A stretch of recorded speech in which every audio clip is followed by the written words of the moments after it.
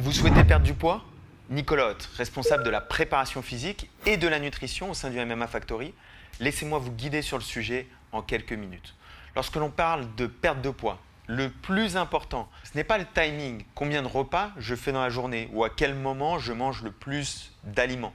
Ce n'est pas la répartition en macronutriments, la répartition en protéines, en glucides, en lipides. Ce n'est pas non plus la source des macronutriments. Le plus important, c'est la balance calorique. Alors la balance calorique, c'est quoi? La balance calorique, c'est combien d'énergie je dépense versus combien d'énergie j'absorbe par le biais de l'alimentation. Alors on peut jouer sur ces deux facteurs. En ce qui concerne l'énergie que je dépense, le premier facteur, ça va être le métabolisme de base. Le métabolisme de base, c'est combien je dépense d'énergie même quand je ne fais rien, au repos. Et ça, c'est en grande partie déterminé par la masse musculaire. La deuxième chose, c'est ce qu'on va appeler le NEAT. Le NEAT, Non-Exercise Activity Thermogenesis, souvent on oublie d'en parler, alors que c'est primordial dans la perte de poids. Le NEAT, c'est l'ensemble des activités que vous faites au cours de la journée.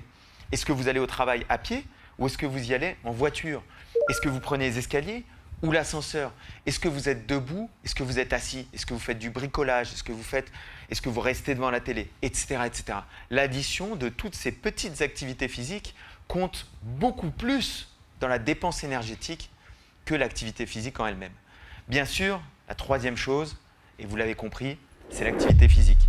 Alors il y a l'activité physique musculaire, le renforcement musculaire, il y a le sport qu'on fait, et puis il y a aussi le fameux aspect cardiovasculaire, qui peut être du travail long et continu, ou qui peut être du travail intermittent. De l'autre côté de la balance calorique, du côté des aliments qu'on ingurgite, du côté des calories qu'on absorbe, eh ben on va essayer de minimiser les calories qu'on absorbe. Comment on va faire?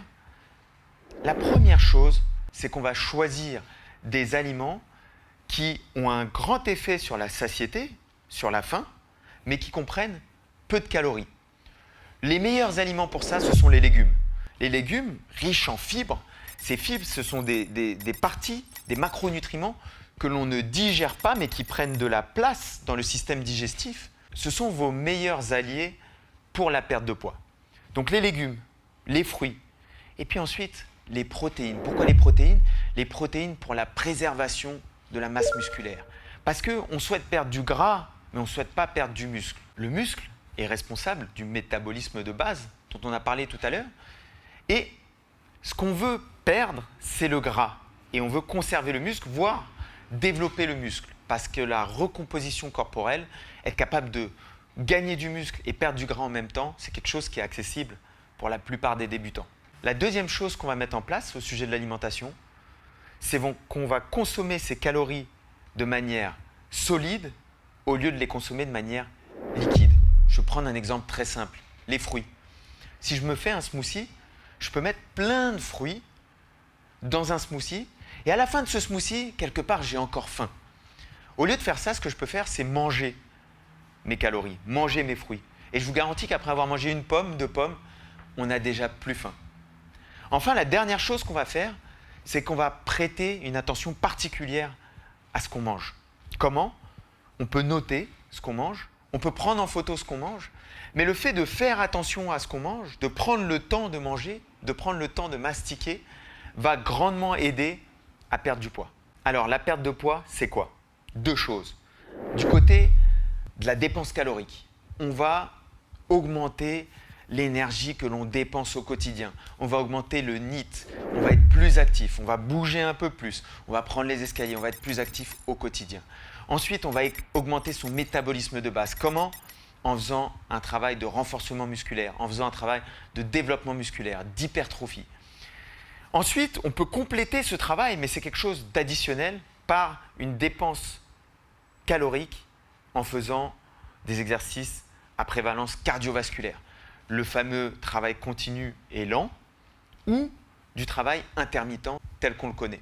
Du côté des aliments que l'on consomme, on va prendre essentiellement, on va se concentrer sur les légumes, sur les fruits, sur les sources de protéines maigres, avec peu de graisse. Ensuite, on va consommer ces calories essentiellement de manière solide. Et enfin, on va prendre le temps de consommer, on va prendre le temps de mastiquer, on va prendre le temps d'observer ce qu'on mange et on va noter ou on va prendre en photo tout ce qu'on mange. La dernière chose, le dernier conseil, on va mesurer régulièrement son poids, 3 fois par semaine, lundi, mercredi, vendredi, on va mesurer son poids. On va faire en sorte que le poids diminue de 0,5 à 1% par semaine. Pourquoi? Parce que si on perd plus vite que ça, eh bien certainement qu'une grande partie de ce poids va être une perte de muscle. Et on ne veut surtout pas perdre du muscle et diminuer son métabolisme de base. On va faire en sorte qu'on perde au moins 0,5% de son poids de corps par semaine. Parce qu'autrement, on est en train de perdre son temps, on ne perd pas du poids assez vite. N'hésitez pas à nous donner vos astuces, vos retours pour la perte de poids. N'hésitez pas à commenter. Nicolas Hott, responsable de la préparation physique et de la nutrition au sein du MMA Factory. Retrouvez-moi très vite pour d'autres rubriques chez MyProtein.